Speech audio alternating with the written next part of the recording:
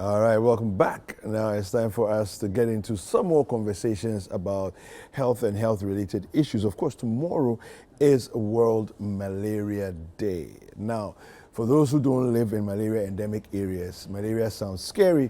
For those of us who live in malaria endemic zones of the world, we've almost taken it for granted. In fact, almost to a dangerous point where we just assume that malaria is here and so what, no big deal, right? But I've been joined by some gentlemen, two of them, who are going to show us the seriousness of what is actually going on within our continent and our various countries on this continent. Now, they are both from the Africa Public Health Students Network Initiative, and we have Rexford Kinto, who's the president of Africa PHSN, and Antonio Yayirato Kokuvi, who's the general secretary of the same organization. Gentlemen, you're welcome. Thank you very much. All right, it's good to have you here. Now, let's delve right into the conversation. How serious is malaria in Africa? All right, thank you very much. Before I proceed to the question, very greetings to my honorable members from the national headquarters, that's Nigeria, the chairman of the organization, who is Mayoma. And then also greetings to Nana Kinto family, my parents, my mom, and then my dad, Nana Kinto, and then my siblings, and the entire community of Kokwa, the executives here, the national working group here, in Ghana here, they are doing marvelously well. A very big thanks to them. They are doing well, we are doing well, and we hope to do more. We hope to campaign more of some conditions people are not aware of. We want people to You be sound aware like a of politician. Oh. Really? Yeah, that's what politicians do. We hope so. We want to see what will happen in future. Yeah, maybe you are seeing the future in today. Okay. Yeah, so a very big greetings to everyone who is watching us today. The public health students, the national public health national students, their vice president Jacqueline, and then their president, the FG Mercer, whoever is watching us today, a very big greetings to them. Be with us till we finish the program for today. Back to the question. Yes, how serious is malaria? Malaria is very serious. To me, malaria was even serious than corona. When COVID-19 came, people were afraid of COVID-19. People are dying. But with me, with the statistics I have, and with the statistics with WHO, that's the World Health Organization, malaria has killed more people than corona did. But we see it to be so normal in Ghana. Everyone seems to malaria. Once someone feels fever, malaria, you just go to the pharmacy shop to get some drugs and then be passing around. Meanwhile, malaria is really killing a lot of people. Looking at the statistics, from What are the figures like? 2021 statistics, the whole world, globally, we have 247 million cases when it comes to malaria. Of malaria? Yes. Hey. 247 million cases. Notwithstanding, I think Africa, you are championing it all. Yes, yes, because when it comes to the cases, the contribution of malaria cases, Africa, we contribute 95%. Wow. Yes, and when it comes to death cases to globally, we contribute 96%. I see. So it's like Africa is malaria, and malaria is Africa. So why are we still sitting there watching things like this go on? Yeah. In 2022, over 5,000 cases. In fact, with the 2021 population census, with the population of 30.8 million people. That's in Ghana? Yes, in Ghana. I can tell you all of us, all of the 30.8 million people are at risk for malaria. And 5.2 million cases were being confirmed for malaria by then. So it is telling us there's something serious we need to work on. Malaria is real. Malaria is serious. It is killing.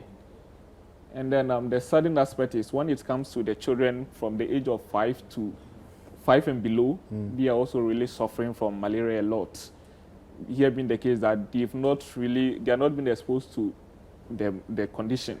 And so once they get it, their immunity for the condition is low. So their body is not able, their immunity is not able to fight against it. So with the cases, when it comes to death cases with children from 5 below, 2021, it was around 79%. So malaria is serious. In general, malaria is serious. We all have to bring our concerns on malaria. It's something we should think of. Wow. Now, just talk a little bit about the Africa Public Health Students Network. Antonio, tell us a little bit about the organization and what your mission is. Okay, thank you very much. So my greetings to my father, my mother, and all people watching us. Yes, so the African Public Health Students Network Initiative is an organization made up of students from Africa, and primarily our headquarters, just as our president indicated, is in Nigeria. But we are found in Ghana, we are found in Nigeria, we are found in Senegal, we are found in Kenya, and also in Sierra Leone. So we are all over. Yes, so our mission is just to bring on board all the health students, all people who are interested in public health. We are supposed to come together, and then with a unified voice, we'll make our contributions known as regards diseases of public health interest. So that's basically our mission, and that's a little that we have about African Public Health Students Network Initiative. Now, yes, you wanted to add something? To add some more to what my brother just said, we want to create a common platform whereby in the future, all health workers, the medical students, the pharmacy students, the nurses, all health workers, the lab technicians, everyone can come on board to learn, advocate, and make proper research in terms of any health condition in order to improve the health system in Africa here. We want a quality health system, and so we want to contribute to that. Okay. And with that, we have one professor I can't do away with, who is the patron of the organization as well. That is Professor Alfred Asleg. He's a Dean of Students at SLEG. A big shout out to him. He's really doing well to support this organization and back on this journey. And so a big greetings to him, and then Rexelina as well. So please, that is all about us. We want to create the image of some conditions. We want people to be aware of what we are dealing with. Okay, so talking about being aware, explain, the lay person says in lingua franca, me feel fever, and then they go into a pharmacy shop. But what exactly is malaria? Interesting. And how does one get it? Interesting. People used to say, manya malaria, manya fever. Yeah. The word fever is not malaria. There's a difference between fever and malaria. But in our local system, we consider fever to be malaria. Fever is a change in body temperature. So once there's a change, it can be caused by different things. Yes. So fever is just a symptoms of a condition. And so with malaria, as we all know, it's caused by a parasite called Plasmodium. The parasite is not by intention that the bacteria or the parasite want to give us malaria. No. But once it has been affected or infected by that parasite Plasmodium, the malaria to need to feed on human being to survive. The mosquito. Yeah, the mosquito rather need to feed on human being to survive. They need blood sometimes, most especially when they are pregnant. And so they need to feed on human being to survive. And so once they feed on you, you are going to get it. Or once they feed on someone who is being infected by malaria, and then later on feed on another person, then they'll pass it on. They'll pass it on. And again, it can be transmitted through birth. Oh, really? In the process of giving birth, you can transmit it to your child. As well as during pregnancy too, you can give it to your child. That's why sometimes the pregnant woman, when they go to the hospital, most of the time they're given a drug or SP. Okay. But most of them refuse to take it. By the normal circumstances, you're supposed to take that drug instantly. What's the resistance? Yes. Why the resistance? The resistance, good. One thing is we don't treat malaria by going to the hospital. And so we are gaining some kind of resistance. People feel like the SP drug smells a lot. Okay. Most of the pregnant women, that's what they are seeing. They said it smells. Is it an oral yes, medication? something you take oral. Okay. Some says it smells, it doesn't smell good and the rest. But note, think of your child. Think of yourself. I see. No, but I mean, I find it interesting because I thought that the world of the pharmaceuticals also, in terms of the way they do their things, at least you want to make the thing palatable for somebody who is going to, take it, especially at that junction of your life where you are taking something because of a child that you are giving birth to, that will have something that's more appealing. But well, anyway, maybe we haven't gotten to that point yet. So what are some of the advices you can give to viewers how to protect themselves against malaria? Okay, so thank you very much. And just as he indicated, sometimes when we are feeling feverish, we just rush to the pharmacy shop to just buy any anti-malarial drug.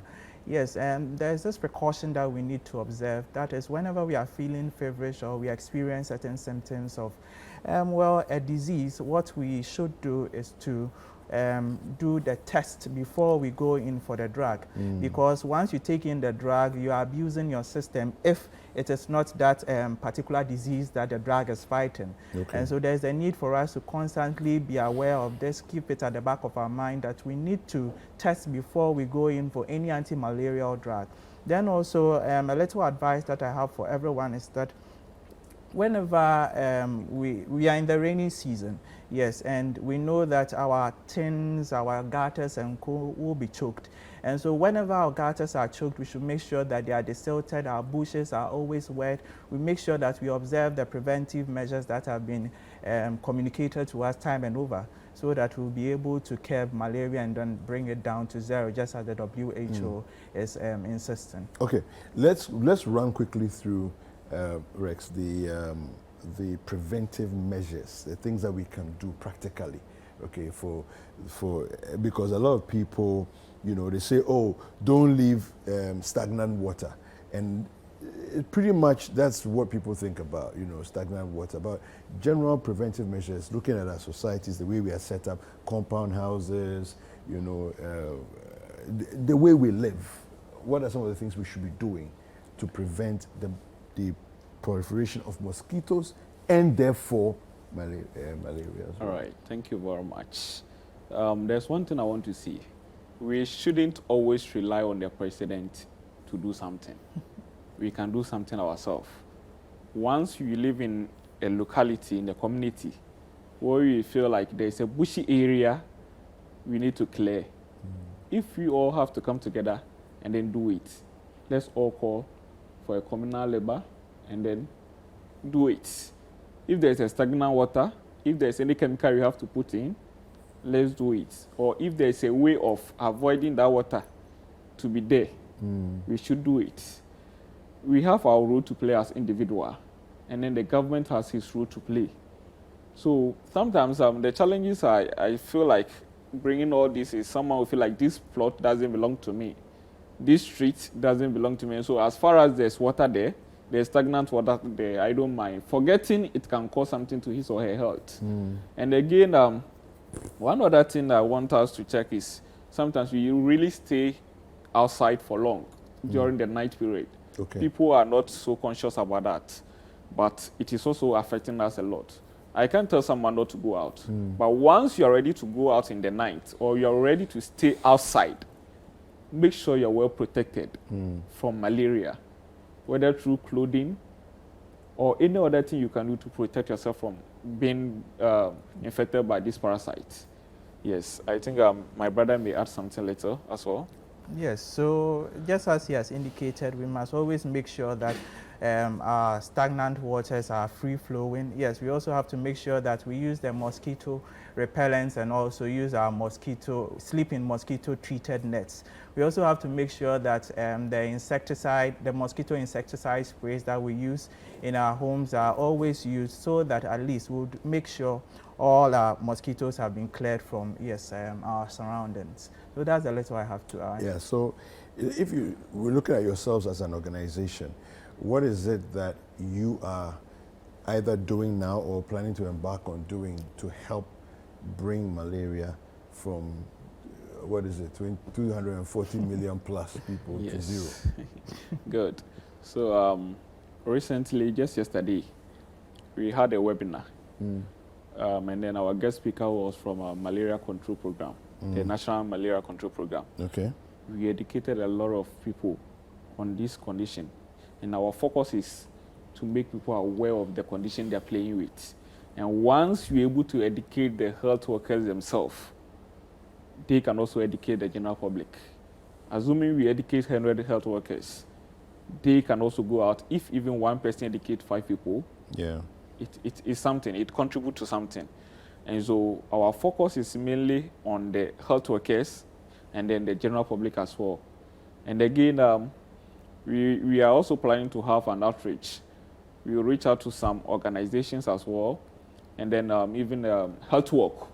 Okay. We are planning to do a lot of things to make sure these conditions come down. The awareness of this condition is our focus. So through any media we can pass through to make people aware, like we are doing today, we are going to do that.